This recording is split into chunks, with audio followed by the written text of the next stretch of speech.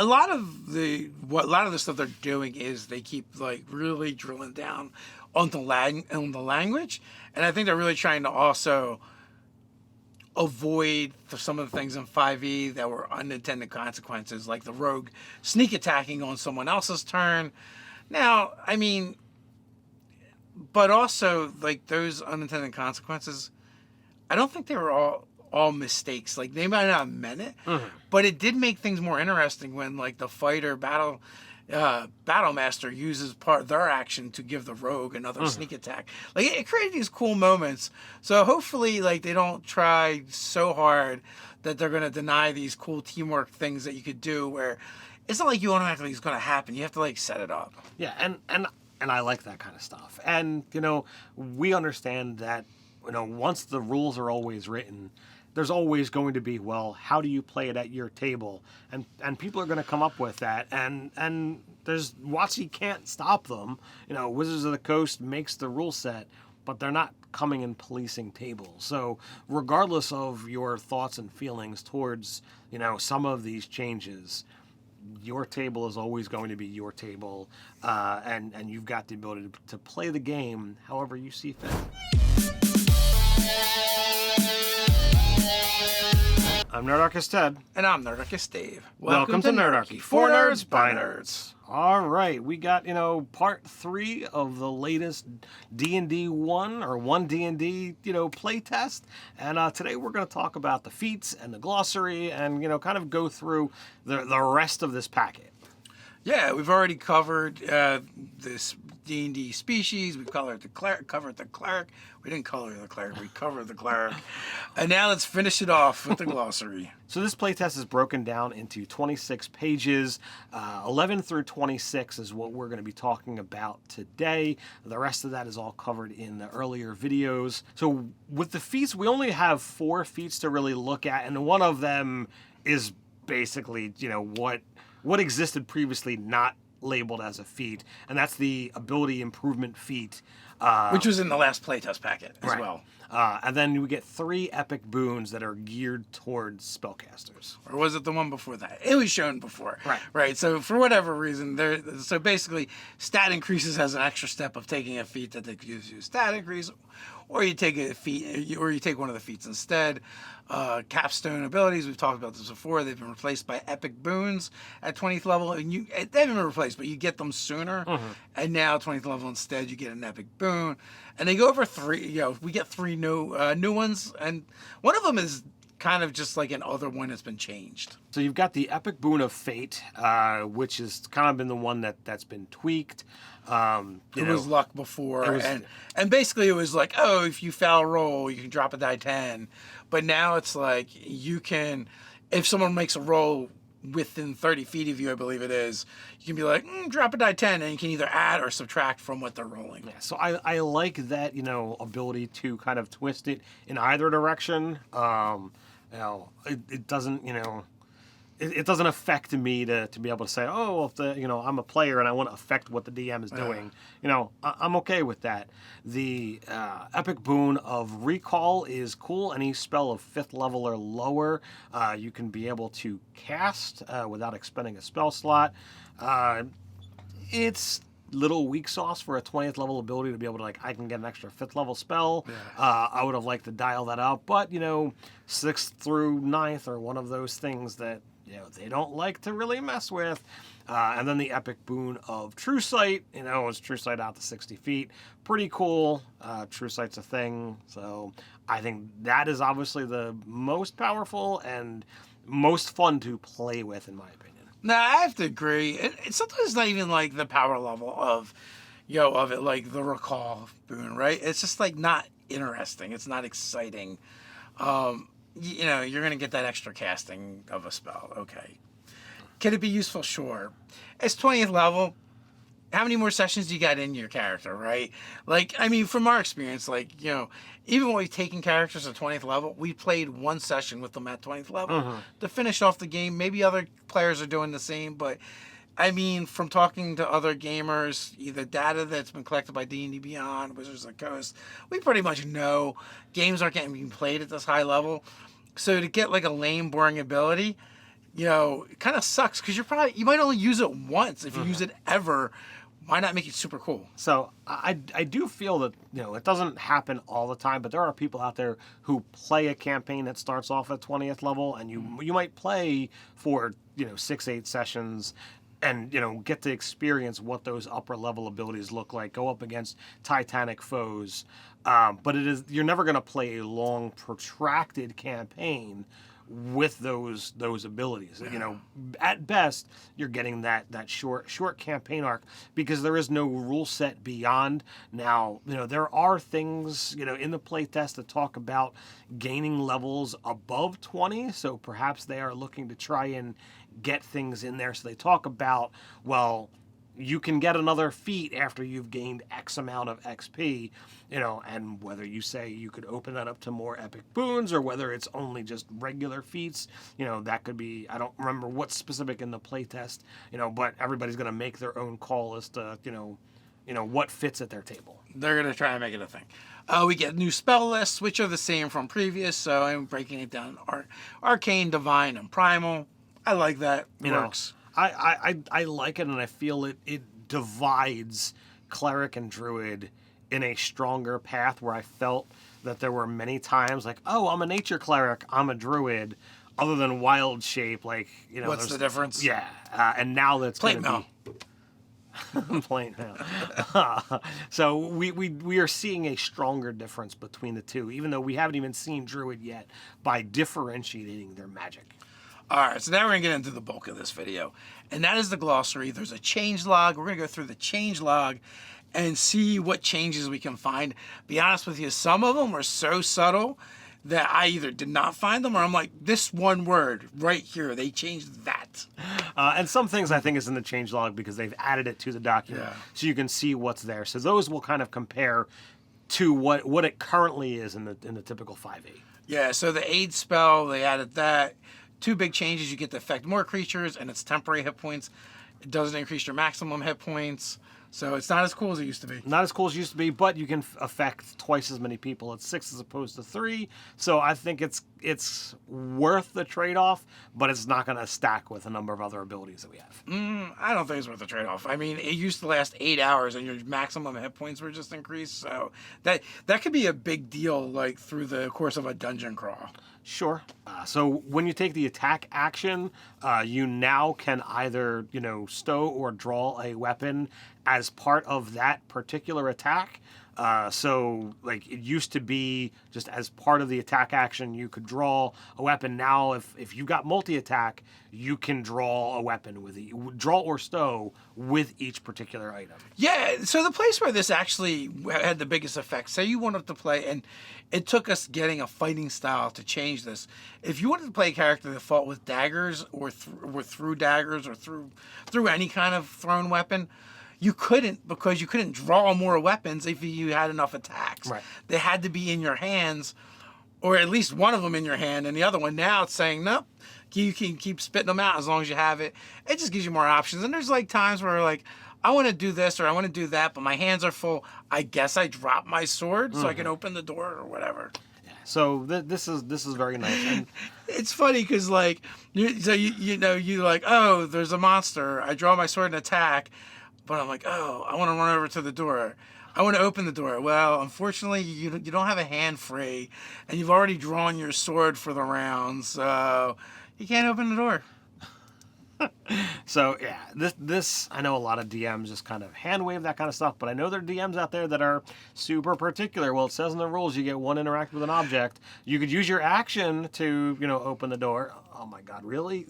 And this was actually in the previous playtest. They changed it from any attack to each attack. Right. I'm not sure what the difference is between those two. I don't know. You English scholars, let us know. How does this affect the game? So next up is the banishment spell, and this is one that I was pretty happy with. You know, the changes, because it specifically calls out aberration, celestial, elemental, fey, or a fiend. And you're targeted by this spell and they concentrate for a full minute, you're just gone. It sends you back to wherever you originally came from. So before it used to be, you know. Well, 5e, it wasn't bad. This is more specific, but it wasn't bad because it was like, if you're not native to that plane, you could be banished. Well, if you if you're playing a Genasi, could you maybe be banished? Especially if your backstory is like, I'm from someplace else, you could definitely be banished. If you're from another prime material plane, you could definitely be banished. So now it's just like, no, you have to be one of these things to be banished. So this permanently.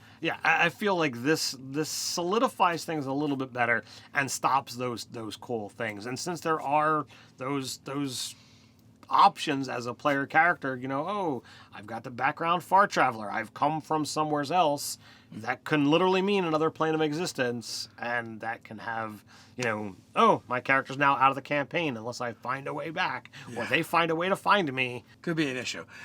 So next up is the grappled condition. Couple changes here. It seems like it's very similar to what we saw in the last iteration, but essentially, you know, if you're grappled, the only person you can attack that you don't have disadvantage against is the person grappling you. You can't move by any means of your own. You're at 0 unless you break the grapple. And in order to break the grapple, you have to make an escape attempt, which is a saving throw now, as opposed to a static check. And it is either going to be Dex or Strength, so you get to pick that. And I imagine, like most monsters have an escape DC. And the only place where it might be, where it'll be a little bit different, we'll have to see how the rules go, is if like a player character grapples somebody, and what is that going to look like? And you were bringing up that, you know, your interpretation of reading it is it doesn't require an action. You get a saving throw at the end of your turn. Yes. So like that could definitely change some things as well.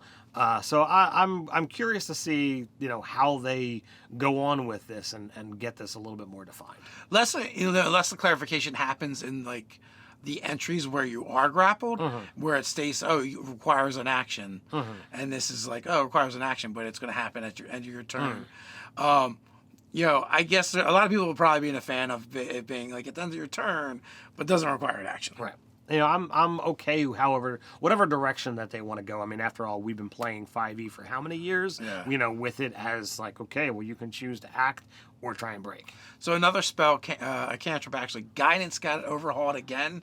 It got overhauled in the last iteration, and within 30 feet, you can use a reaction when someone fails an ability check to give them a D4, possibly making them pass that check. But you could only do it once per long rest. You could benefit from this. Now there's no cap on how often you benefit, but you have to be within 10 feet of the caster. Right. So this definitely, I am certain that there's a lot of feedback coming in with this particular spell. I mean, I've seen players, you know, use this spell, you know, 10 times in a particular session. And it's just like, I can understand how the thought pattern is like, all right, we need to tone this thing down. Well, I think it's partially that, but I see it as a compromise. It's like, well, people are using this to do a lot of things, possibly more often than we initially intended. So how can we kind of lean into what the players are doing with the spell and what our intent was? And I think the happy medium was reaction, so you can only do it once per round, you know, and only if you fail is the trigger. So you can't just pile a bunch of things up and get one Uber roll. Right. And I don't have a problem with that aspect.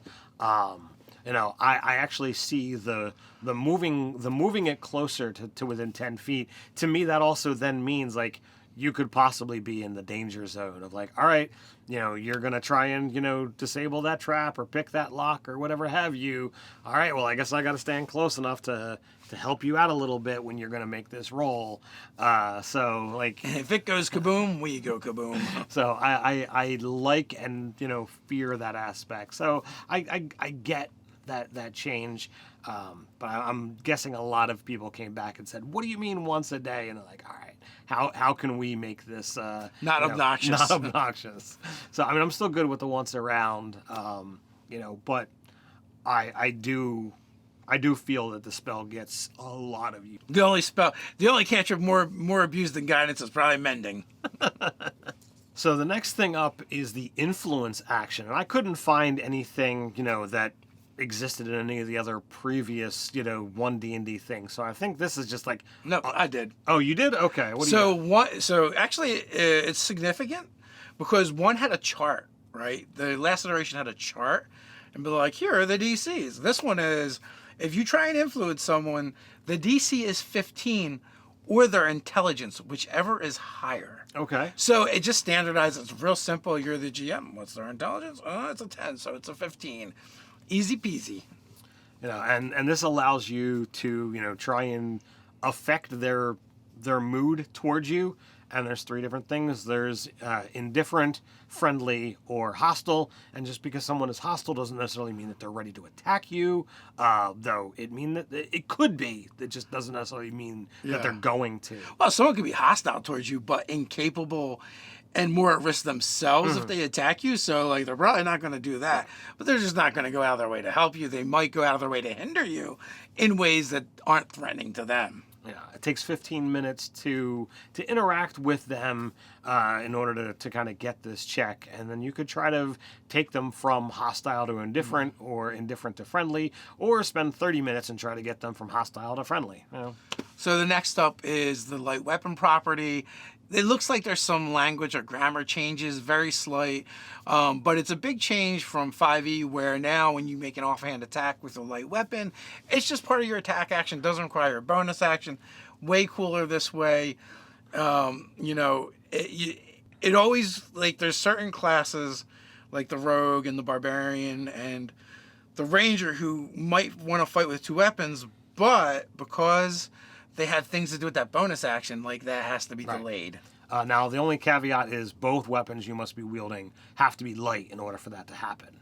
Yeah, and we even got, in one of the earlier iterations, we've got a dual weapon, style feat, but it still isn't letting you use 2 long swords or battle axes yet. Yeah, I suspect they're going to come up with something for that. Or maybe they really just want us all to wield dual scimitars. So who knows? Maybe we'll see what happens when we get access to some more martial feats. Maybe when they do the martial classes, there could be something there.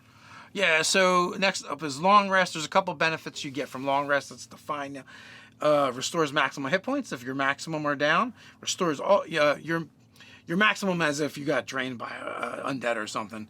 It restores all of your hit points, restores all your abilities, stats if they've been drained. That's kind of a big deal because before that was a pain. Oh, yeah. And it restores all your hit dice, and you can regain 1 level of exhaustion. Yeah, the restoring all your hit dice definitely makes me excited, because that means, like, you've got the ability, should you do anything with hit dice beyond just recovering, it means you've got the ability to kind of do those things, more often.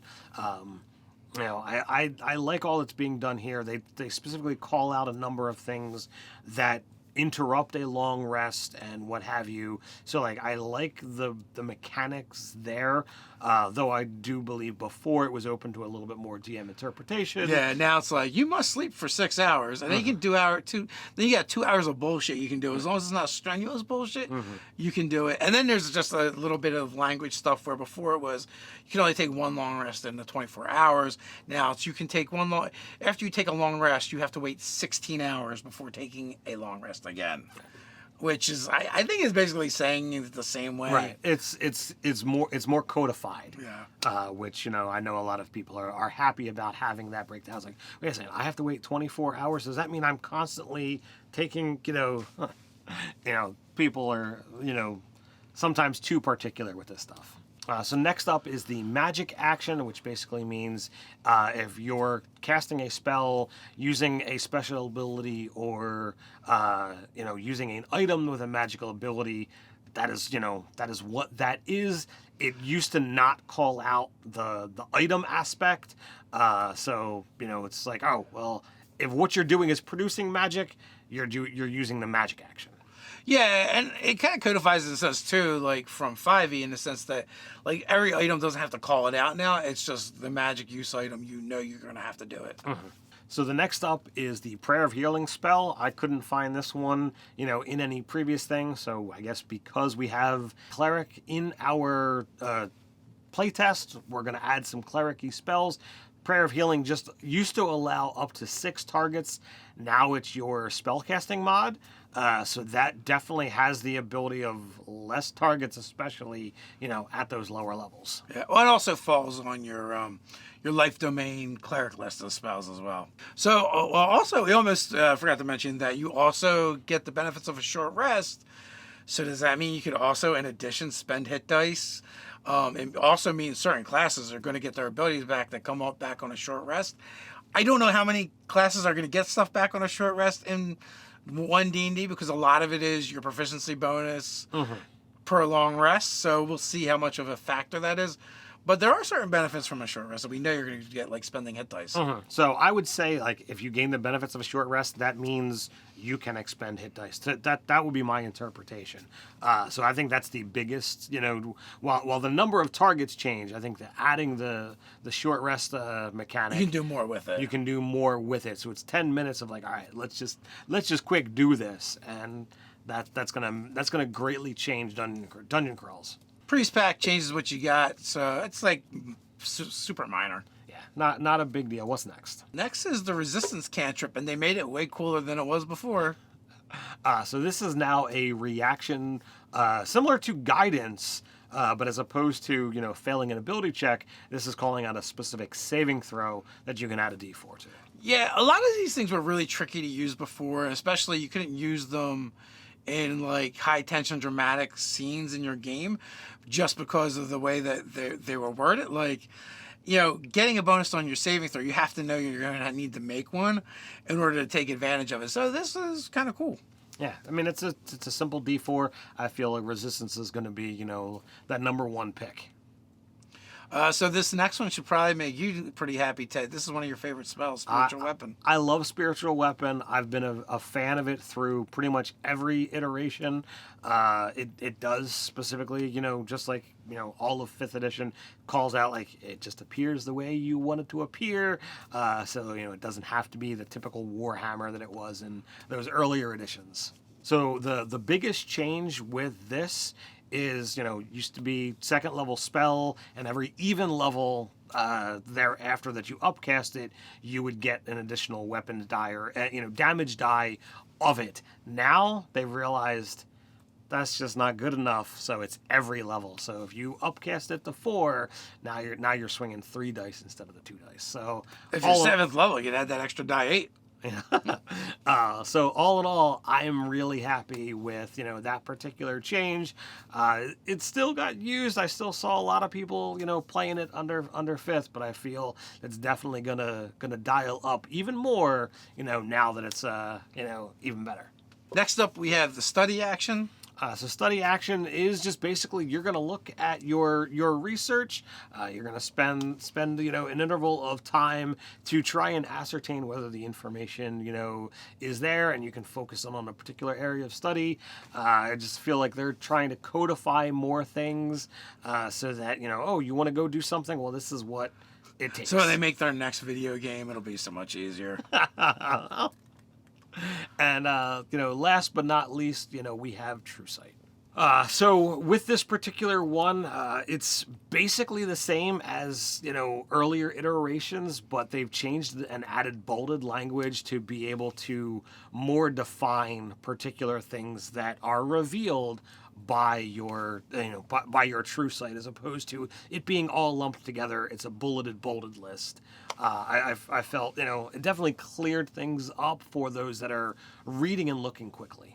Yeah, a lot of the stuff they're doing is they keep like really drilling down on the language, and I think they're really trying to also avoid some of the things in 5e that were unintended consequences, like the rogue sneak attacking on someone else's turn.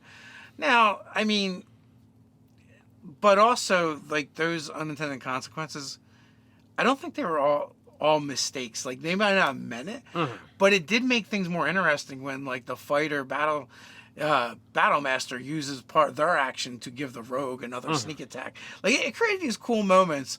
So hopefully, like they don't try so hard that they're gonna deny these cool teamwork things that you could do. Where it's not like you automatically it's gonna happen. You have to like set it up. Yeah, and I like that kind of stuff. And we understand that once the rules are always written, there's always going to be, well, how do you play it at your table? And people are going to come up with that. And there's WotC can't stop them. Wizards of the Coast makes the rule set, but they're not coming and policing tables. So regardless of your thoughts and feelings towards, some of these changes, your table is always going to be your table, and you've got the ability to play the game however you see fit. Right. I mean, and technically, you could play D&D forever just using the 5e rule Sure. set if you decide that's the one you love the most. Well, as with every iteration that comes out of D&D, there is going to be people who remain playing, the old edition, and there's going to be people who move to the new edition,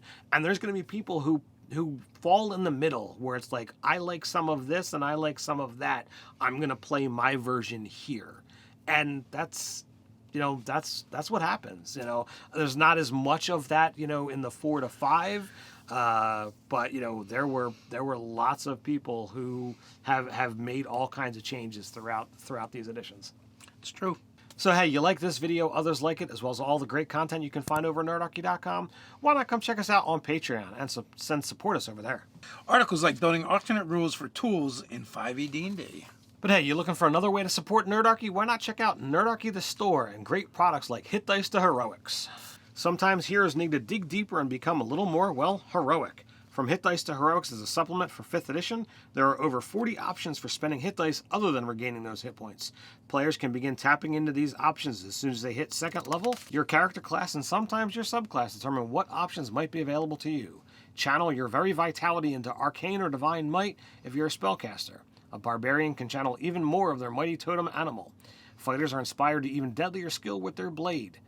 These are just some of the possibilities found within. There are at least 3 new options for each class. So let us know what you think of these changes to the rules. Are you for them, against them?